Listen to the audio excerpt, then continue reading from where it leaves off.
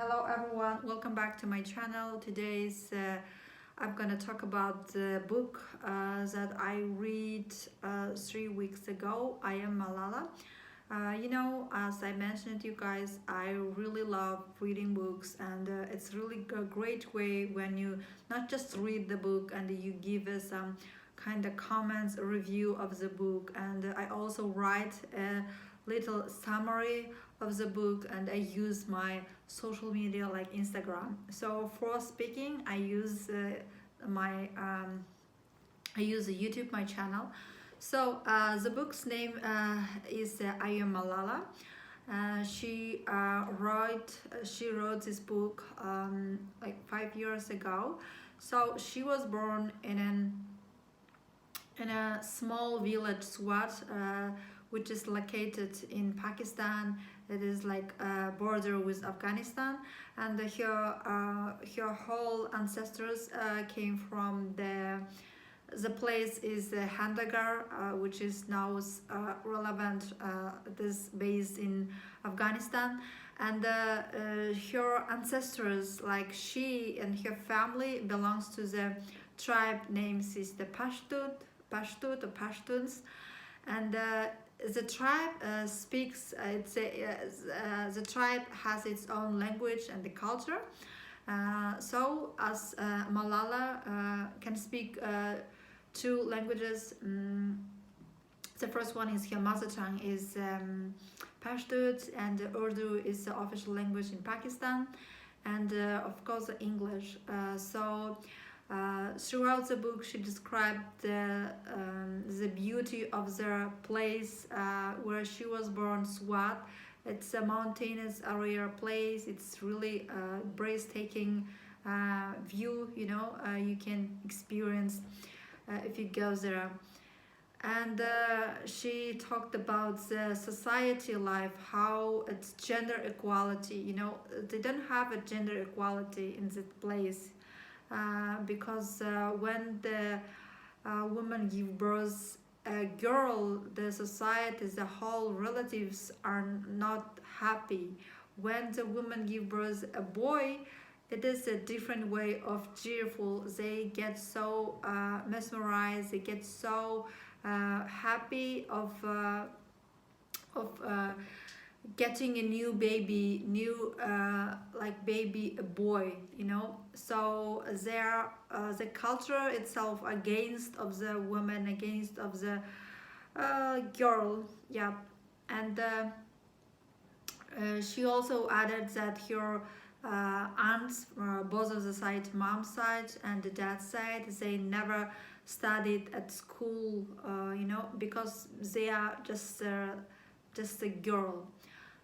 So it is like kind of privilege. Education is privilege in that area only for boys and for men. So long story short, so she studied at college, at school, and her dad owned 4 schools, like boys schools and the girls schools. And one of these days, Taliban community or group spread across her village and the neighboring villages region, and the community, the Taliban took over her village, and it established its own cruel, really harsh rules that people must obey these rules. Either way, they're gonna just killed or like executed or just get some kind of punish, like hit. So, and one of these rules like was forbidden for school, forbidden for girls. They must stay at home, and they are not allowed, not only girls but women cannot go outside by themselves. They needed someone who escorts them, like a male from their family, brothers, husband, or just father. So this kind of, there were so many awful, really terrible rules, and one of them is this.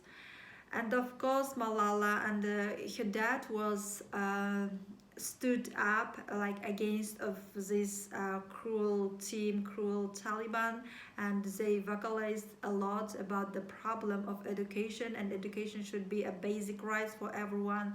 And even though being as a 13 years old girl, she speak a lot. She was a correspondent of the BBC, like Anna Frank, and she wrote her own diary to the BBC agency.